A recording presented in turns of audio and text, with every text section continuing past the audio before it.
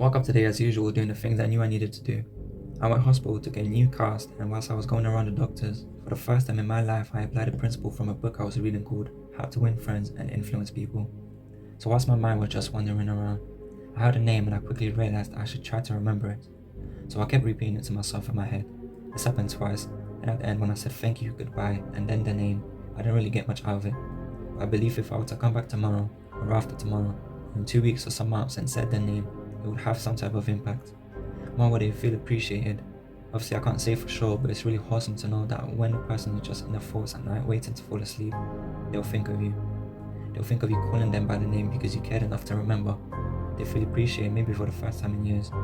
Then they'll smile, think about something else and doze off to sleep. However, such a memory of you will never be forgotten.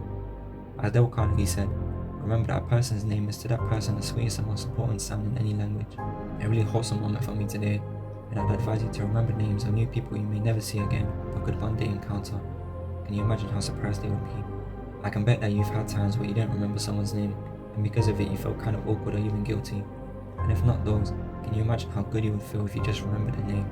So I go home, head up, shoulders back and chest high, eat and then go back to work. I remember I sent my mum a long and sincere message in the morning about what I wanted to do in my life. I didn't criticize, condemn or complain about her not allowing me to invest into myself. I simply showed how it could benefit both of us. Showed appreciation, and guess what I got? She said, and I quote, "I love you." Only realizing this now was right that I had not heard that I remember hearing such words come out in almost 10 years. And I'm 17. Just shows even more how simple acts of appreciation and understanding the other person's point of view can do to someone. This book really did help me out, and I advise you to buy it as well.